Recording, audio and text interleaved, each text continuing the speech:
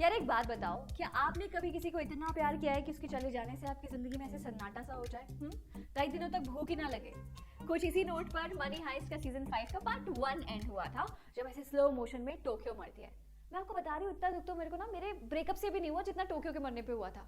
And I swear, जब मुझे ये पता चला कि सीजन 5 को 2 पार्ट्स में डिवाइड कर, मेरा मन किया कि इसे ना कट्टे वट्टे चला दूं। इतना गुस्सा आया कि जबरदस्ती क्यों खींचना चाहते हो यार। लेकिन जैसे ही पार्ट 2 स्टार्ट होता है, हमारे पार्ट 1 से सारे गिले शिकवे कुछ इस तरह गायब हो जाते हैं, जैसे कि सलमान भाई की गाड़ी देखकर फुटपाथ पे सोने वाले लोग। Intelligent story line, top notch cinematography, well crafted action sets, anxiety attacks देने वाले ट्विस्ट्स एंड एक ऐसी स्क्रिप्ट जिसको लिखने में I am pretty sure heist plan करने से भी 10 गुना ज्यादा मेहनत लगी होगी। मतलब ना स्टार्टिंग से समझ आ जाता है कि ये कोई सीजन फिनाले नहीं, ऐसे कोई मेगा इवेंट होने वाली है। Money heist is actually more of an experience than just a story.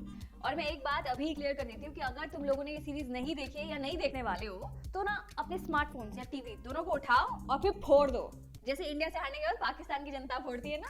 और उसके बाद थोड़ी सी चुल्लू भर पानी लेके उसमें डूब भी जाना। Please do the needful. हाँ, खैर जो लोग देखने वाले हैं उनको मैं बता दूं कि पार्ट 2 फिर वहीं से स्टार्ट होता है जहां पार्ट 1 एंड हुआ था। टोक्यो की कुर्बानी से सब दुखी हैं, इंक्लूडिंग अस हियर, है ना। बट द शो और rather the highest must go on.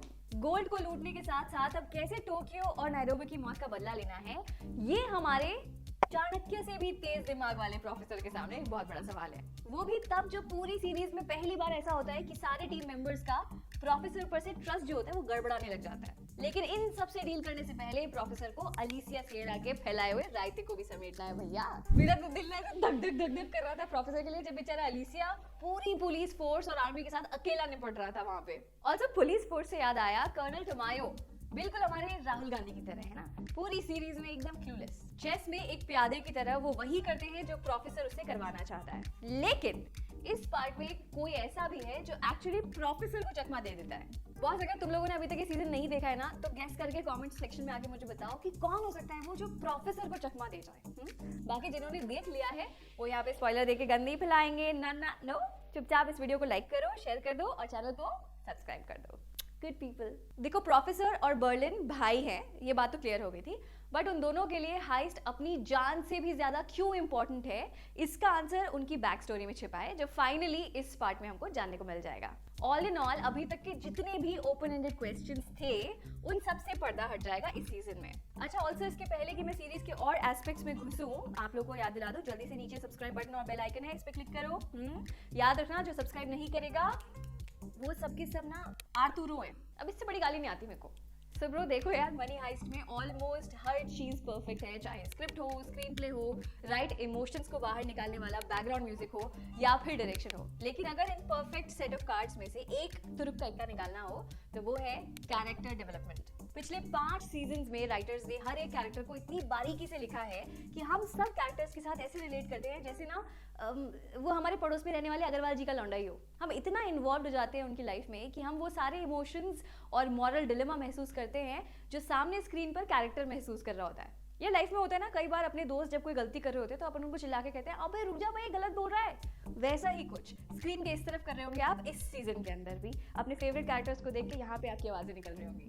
You know what, I think season 2 से ही राइटर्स नहीं बल्कि कैरेक्टर्स का मॉरल कंपास, उनके प्रिंसिपल्स एंड डिजायर्स हर एक सीन को ड्राइव करते हैं। चाहे वो टोक्यो हो जो बाहर से तो सनकी और कंफ्यूज है पर अंदर से अपने प्यार और टीम के लिए अपने आप को कुर्बान कर देती है। चाहे वो बर्लिन हो जो बिल्कुल नारियल की तरह है, बाहर से रूड और सख्त लेकिन अंदर से एक हार्ट ब्रोकन बच्चा who is all for his family and the people he loves। या फिर पलेर्मो जो बाहर से egoistic and self-centered है पर अंदर से he is doing everything for the man he is in love with।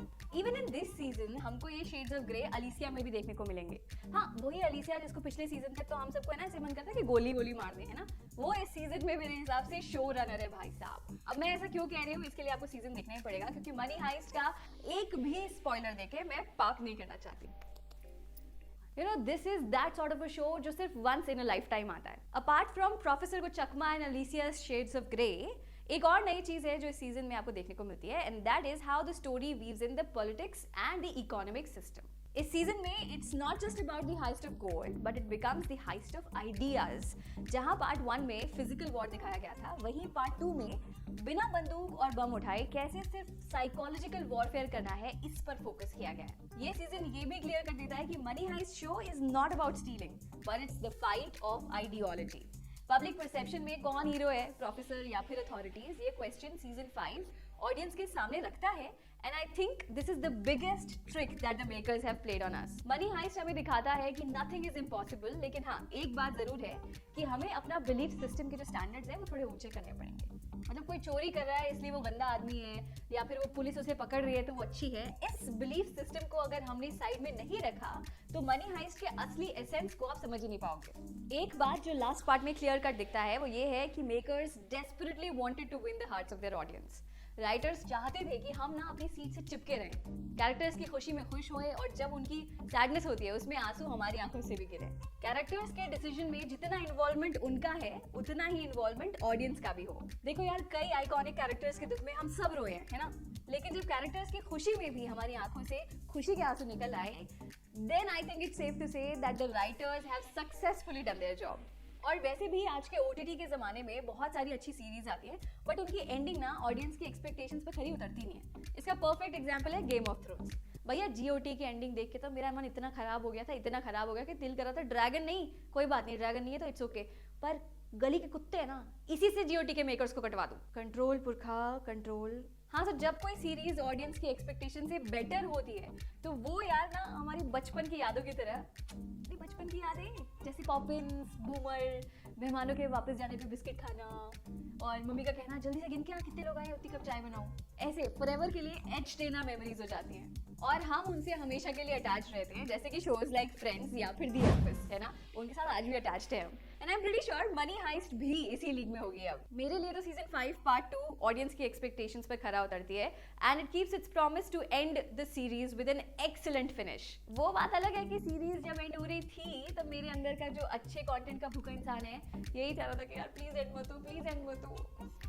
Characters के साथ साथ हम सब भी एक इमोशनल टर्मोइल से गुजर रहे थे, लेकिन एंड में एक एम्प्टी पर सैटिस्फाइड वाली फीलिंग आती है। In the words of our beloved professor, either we all win or we all lose. And at the end of this series, I can safely say that the audience definitely wins. So बॉली भक्त और पुरखा की तरफ से इस season को 4 stars, आधा star इसलिए काट रही हूँ कि सीजन को 2 पार्ट्स में डिवाइड नहीं करना चाहिए था यार, क्योंकि टोक्यो की मौत के बाद जो इमोशन से हम सब गुजर रहे थे, हम सबको ना ऐसे ऑन द स्पॉट बदला चाहिए था। सेकंड पार्ट लेट आने की वजह से वो इमोशंस भी ना बॉयल डाउन हो गए और बाकी का आधा स्टार माइनस होता है कर्नल और उनकी टीम को कतई बेवकूफ दिखाने के लिए। मतलब एटलीस्ट पिछले सीजन तक अलीसिया थी जो प्रोफेसर को एकदम ऐसे टक्कर दे रही थी, है ना, इस सीजन में अथॉरिटीज बस प्रोफेसर की धुन पर नाची हैं। सो ऑल इन ऑल तुम सबको कसम है कि ये सीरीज जरूर देखना, वरना देख लो एक वायरस से तो ऑलरेडी लड़ रहे हो, फिर फोमो से भी परेशान होना पड़ेगा, है ना, हाई लगेगी मेरी। और सोच लो कटरीना और विकी की शादी हो रही है, सल्लू भाई का दिल टूटा हुआ है, तो पटियाला प्लेक्स तो चलेंगे ये तो कंफर्म है, पर गाड़ी कहाँ चढ़ेगी ये किसी को नहीं पता। You get the gist? खुद को मेरी हाई से बचाना है तो सीरीज चुपचाप जाके देख लेना, इस वीडियो को शेयर और सब्सक्राइब भी कर देना। और जब देख लेना तो वापस लौटकर जो फिनाले का लास्ट सीन है उसमें क्या फील किया था मेरे अंदर वो कमेंट्स में जरूर बताना, है ना। मतलब I really am dying to discuss that scene with somebody. So bella ciao until next time. You're watching Bollywood.